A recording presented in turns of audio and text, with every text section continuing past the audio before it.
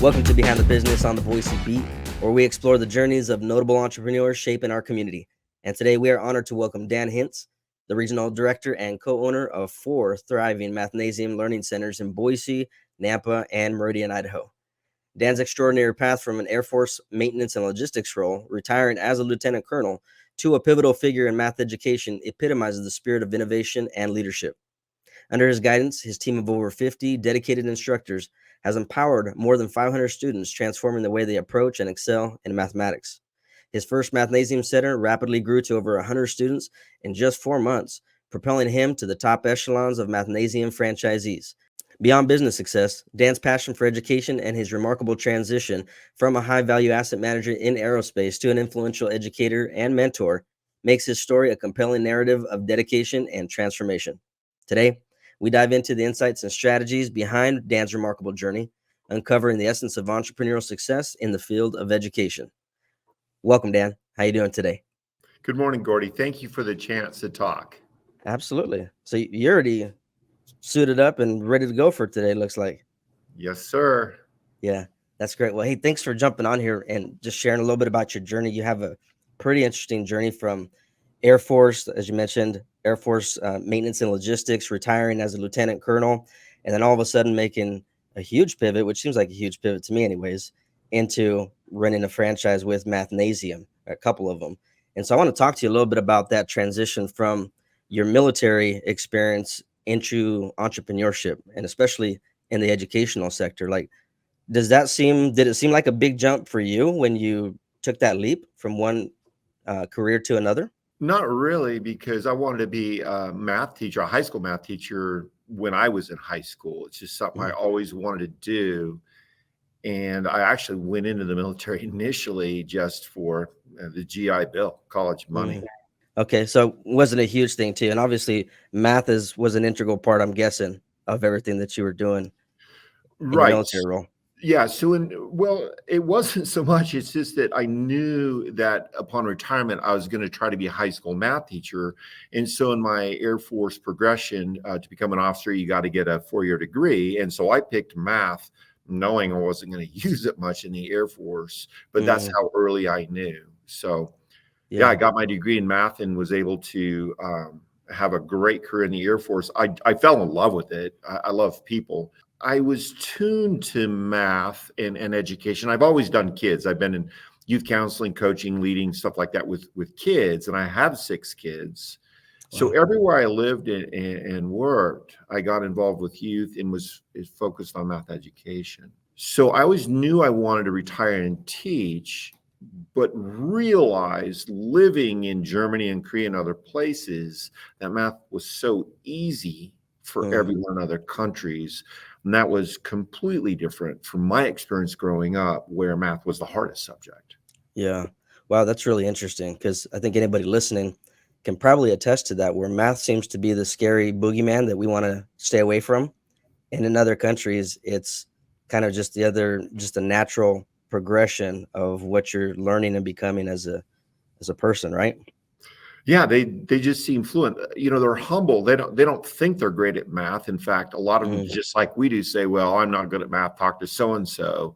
But interacting with them, the ones that say they're not good at math, they have a fluency with it that was pretty humbling and frankly embarrassing. I didn't tell them that I thought I was good at math and, had a degree and wanted to be a math teacher. I was like, wow, this kid's better at math than I am. Yeah, it's interesting. So that had to have been then a huge inspiration, it sounds like, right? Like you're talking, that was the inspiration or a catalyst behind getting you to explore this? When my big inspiration, to tell you the truth, was when I was a kid. My coaches were all my math teachers, and I thought they were cool. Now, I've never arrived at cool, but I wanted to be that cool high school math teacher and coach. So when I retired from the Air Force, I immediately went after a teaching job. And I got hired pretty quick as a high school math teacher and realized immediately that even our strongest students were full of holes. They didn't know their fractions or times tables, the most basic math we were really weak at across the board, all of our students. And I taught for just a couple of years, but while I was teaching, I'm a dad. I have 6 kids, and my kids struggle with math too. And I was out looking for resources to do better for my own children, along with all my students, because just spent 22 years with slow realization that everyone's good at math in every first world country but ours. Well, yeah. Why? So I was out digging into why that was and what to do about it. And anybody that comes in, I love to explain humbly what I didn't know and what I learned digging into that. But then I knew what to look for. So while I was teaching high school math and private tutoring on the side, I was out looking for resources. And schools don't have the resources. They're underfunded, overworked, they're heroes. But schools don't have the resources that they need. And so I was out first looking at school district resources and then online resources. And then sort of in desperation, I started walking into these learning companies, tutoring companies. Okay. And it was Mathnasium.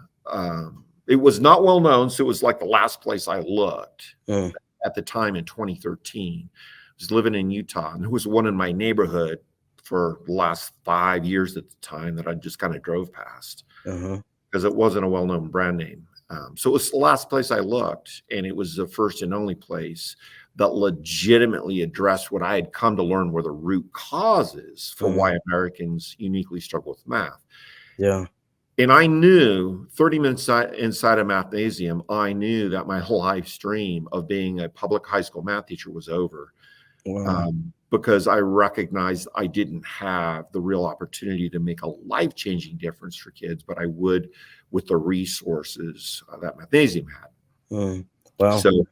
So quite frankly, it's sort of one of those things, if you believe in a bigger hand in your life or fate or whatever, I was walking out of that center in Utah knowing that Mathnasium was my future. And the owner of that franchise was walking in the door and we met.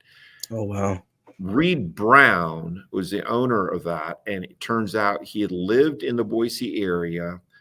He is a retired senior engineer at Hewlett Packard, and then went on to be a very successful entrepreneur himself in other aspects, and had settled on Mathnasium as what he wanted to do, to be an entrepreneur, but to help kids. And he was looking to open a Mathnasium franchise in the Boise area. He'd done all the market research, and all he was lacking was somebody to do it for him. My wife is 5th generation Treasure Valley. Oh, wow. Guess where we were going to retire permanently? Nice. Yeah. And so we knew we were coming to Idaho anyway. So you can call that what you want. But Reed Brown had done all the market research. There were no Mathnasiums yet in Idaho. But it was a growing, a stellar program. And so we connected, and the rest is history. He let me open a center for him. Then he brought me on board as a co-owner, and now we're at 4 centers and growing here. Yeah, that's phenomenal. So you knew exactly what you were looking for when you walked in, and so all of a sudden you had purpose lining up with what you already had on the target, and it was time to go, right? Yeah. That's what it sounds like. Exactly right. Yeah, that's awesome. So speaking of growth, and you starting a Mathnasium in an area that they didn't exist, or at least the brand wasn't well known, you said, but you went from 0 to 100 students like in 4 months, right? Some pretty rapid growth right off from the get-go. Share with us some kind of strategies that you might have implemented in that process to achieve that kind of growth. Like, what was going into the strategy of launching Mathnasium to get you there? Well, I think the biggest picture reason it grew so fast is there is such a huge need here in the Treasure Valley for a math-specific help, and everyone knows it. Any parent could tell you that. You're one yourself, Gordie, with your kids. Yeah. And love having your kids in my program, by the way. Thank you. They love being there. Phenomenal growth that they've gone through. But Reed Brown lived in this area at Hewlett Packard, and he knew the need for it. And then as he became a Mathnasium franchisee, he recognized the obvious opportunity. The demographics were there. We all know that Meridian itself in the greater Boise metro has been sometimes number one, but in the top 10 for growth in recent years. Right. So the opportunity, I mean, so really there wasn't that much magic to it. It's a great need and the great demographics and the perfect program. Yeah, that's great. And that's kind of where I was going, that you had a product or a service that actually met a need and it wasn't just something you were trying to make happen. And all of a sudden, what happened? Well, the magic is the people were already there. You found the audience for it because they were there. They Yeah. existed already. Yes, That's exactly. great. You know, in this kind of a journey that you've been on, there has to have been some challenges that you faced in establishing not just one, but 4 Mathnasium franchises. What would you say are some of the most significant challenges that you faced from the first one to scaling up to 4 up to this point? Well, I think that as a parent of 6 kids myself, and my youngest is still a school-age kiddo. I got 2 in school still, and then 4 out of the nest. But as a parent myself, and now as a former high school math teacher myself, I just realized that a company like Mathnasium, from the outside looking in, appears just to be another random tutor. Mm, So people don't understand how it uniquely addresses the root causes and helps our kids get permanent skill, permanent understanding, and then permanent lifelong self-confidence in mhm. math. And that's the challenge, is getting people to know that we're more than just a tutor and that we do that for kids when, we just appear to be another tutor out there. Sure. Yeah. And another big element that I believe has to have been not only a big arena that helped you and was a big win under your belt was you coming from a background that you obviously had leadership experience within the military itself, right? Yeah. Retiring as a lieutenant colonel. Like, talk to me about your approach to leadership and team management, because at the moment, you're pushing somewhere upwards of 50 instructors, right? There's somewhat of a juggling that goes on here. What's your philosophy behind leadership and team management as a whole? Yeah, I always love to give credit to the leaders that were before me and taught me in the Air Force. The Air Force is just a world class. I mean, literally the best Air Force in the world. International officers Hmm. tell us that. And so I had just ideal role models Hmm. through the ranks, but I got to serve directly with and for general officers toward the end of my Wow. career. And generals are so educated, they're so humble and so talented. And there's so many things about leadership. Just about anybody on this, viewership could tell you ideas about leadership. But in the military, it's especially important because you get handed a group of people from throughout the nation with different backgrounds, and they're sent to your unit. So you Mm. sort of make do with who you're given, right? Yeah. So you got to do a great job training and assembling and inspiring those guys. Mm. So yeah, I have a lot of the very standard traditional schooling and real world experience in leadership by people before me and ahead of me that taught me. In Mathnasium, it's so much easier because we get to be very picky about who we hire. Mm. And we reach out to the local high schools and universities. Yeah, we get ads out and Indeed and other places too, but Mm. we specifically go out to the people who would know the best, who could help the best, Mhm. the math department chairs, and they send us candidates. Mm. And these people we bring on board are just really cream of the crop out of Boise Yeah. State, and the local universities here. Yeah.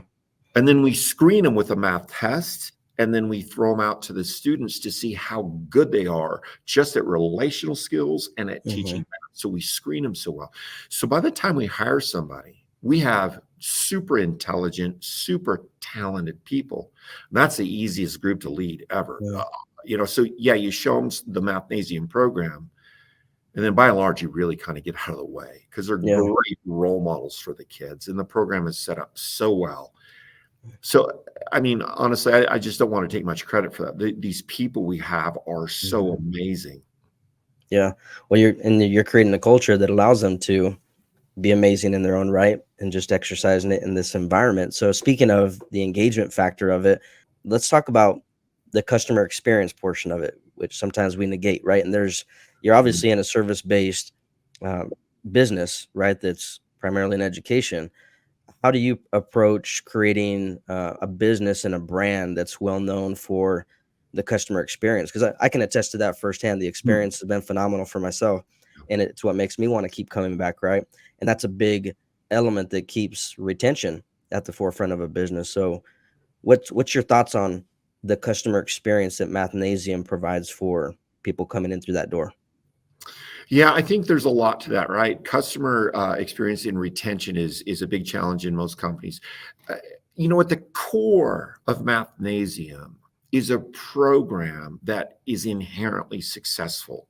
Hmm. So if a student is just allowed to be in the program, the results really speak for themselves. And I recognize that the day I walked into one. So it's the program itself that it's a legitimate quality and it's measurable, Hmm. and there's such a huge need, right? So that by Yeah. itself is going to make it pretty successful. But beyond that, I think it's important when a family comes in, we don't have some cookie cutter approach. We really like to take time and get to know the students, do a good job taking care of their feelings, their pride, while we do Hmm. a math assessment, and then build a Yeah. relationship with the family up front. After that, I mean, honestly, the part we struggle with the most, but what is most effective is consistent feedback Hmm. on student progress and Hmm. getting feedback from parents. We have the best retention when we do a good job with that. And to be honest, during our growth spurts, sometimes we're not the best at being consistent at feedback and meeting with every parent all the time. But that's what we're focused on right now. We've just added our fourth center. We're sort of in that stabilizing mode where we're really trying to meet with our current parents and give them that consistent feedback and just do a great job with the students. I think that's Hmm. it. Do a great job in your program Hmm. and keep meeting with the parents and showing them the factual progress of their own kids. Yeah, letting the data speak for itself. You're showing the proof. Yeah, I get that.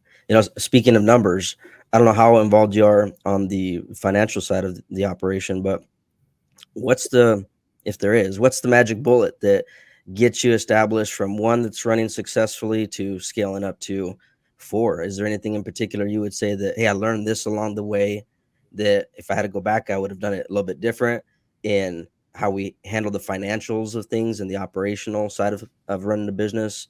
What would you say fits that? Well, my biggest reason for success is my senior partner, Reed Brown. I mean, he is just a caring person, but a brilliant entrepreneur. So, Mhm. I mean, that really helps, right? But Yeah. Right.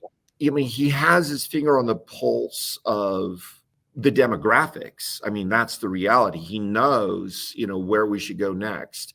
And I do too. I've looked at the demographics in the Treasure Valley, but the challenges are no different than any other, say, service organization.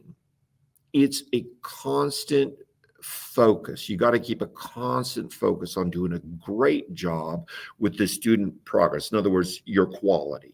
And yet you've got to be careful to balance your labor costs, right? So Mhm. cost and quality. So you really got to keep your eye on that. No, the one big mistake Reed and I always kind of joke about up front is our first Mathnasium was easily the smartest move we ever made in the middle of Meridian, right? Mhm. The other two we put up in Boise next, we're going to come eventually, but we did them a little fast. And it Mhm. was more of one of those defensive moves. We didn't want anyone else to get the territory, Sure. Uh-huh. right? So I was still kind of growing into my britches, trying to Mhm. figure this game out when we opened two more. So literally in the first year, we had three open. Wow. Yeah. Um, Off to the races, huh? Yeah. So then it was a matter of getting those matured. We kind of learned our lesson there and we waited a while. And I have just been so excited to get out to Nampa Caldwell. And Mm. finally last summer we did. We got one open out there. I'm so excited to bring this to those kids out there. What would you say is I mean, probably the methodology of Mathnasium and the quality of the curriculum and the program itself, but is there anything else that stands out as a differentiator that says, hey, this is one of the hallmarks of Mathnasium that differentiates us from the competition? Yeah, there's a couple things that were very obvious to me. I mean, when I walked in the door, you know, I'd never been in one before. I didn't, you know, Mathnasium was just kind of a, I don't know, unknown brand name to me as a dad. Mm-hmm. But I had a teacher's experience and a mind for what the kids need, and a backdrop, a context of 2 decades of seeing overseas that anyone can be good at math, right? Mm-hmm. So with those in my mind, what I saw immediately, and it's proven out now over 9 years and thousands of students, we're math only. Number one, we are Mm-hmm. math only. And I know there's some quality in the other learning companies out there, but they're trying to do it all.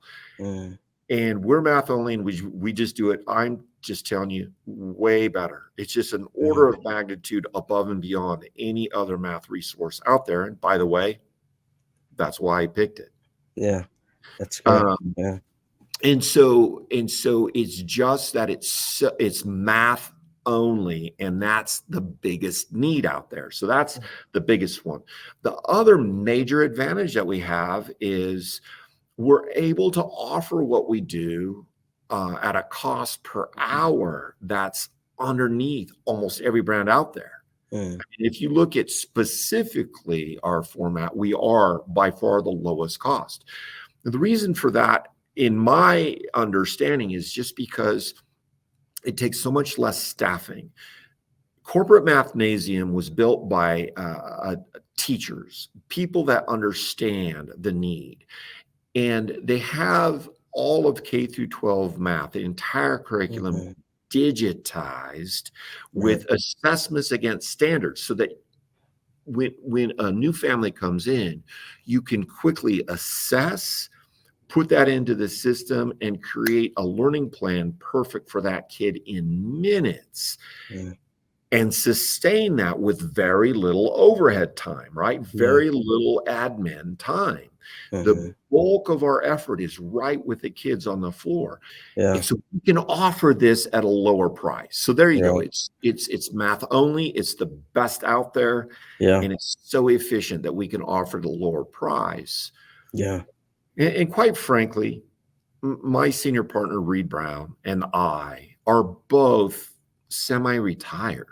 We're not out there trying to get the highest level of profit. And so we're able to operate with modest profit levels that allow us to keep our prices underneath everybody else too. Yeah. Well, you know, one of the things you just mentioned a little bit ago that made me think of this was you said digitization, and we're in the era of a phenomenal and transformative technological shift right now. How has technology impacted, you know, not only business operations as a whole, but even the methodologies that Mathnasium approaches and uses? Yeah, that's an interesting question, because to me, I can really answer that in 2 extremes. In a way, it doesn't impact us, because math is math. And our program is built by global research of best practices. How is math being done and taught in every other really advanced country?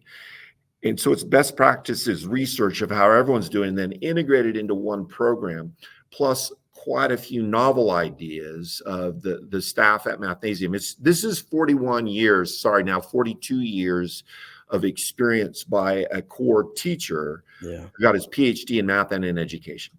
And then as a company, 22 years of polish. Just how can we present math in a way that kids will understand and make sense, and they understand for life? No amount of technology will improve that. And our program is pencil and paper. That said, we did digitize it all, so it's so efficient, as I described earlier. And of course, digitizing it helped us put it out on an online platform. So we did very well through COVID, and now we have this ongoing online option for families that aren't close by, and it's proven very effective. So it's more like the fact that it's digitized and the fact that we can do it online, just like you and me talking right now, that's Mm-hmm. the student and instructor. It's a live face to face. Yeah. All of our pages are digitized, right?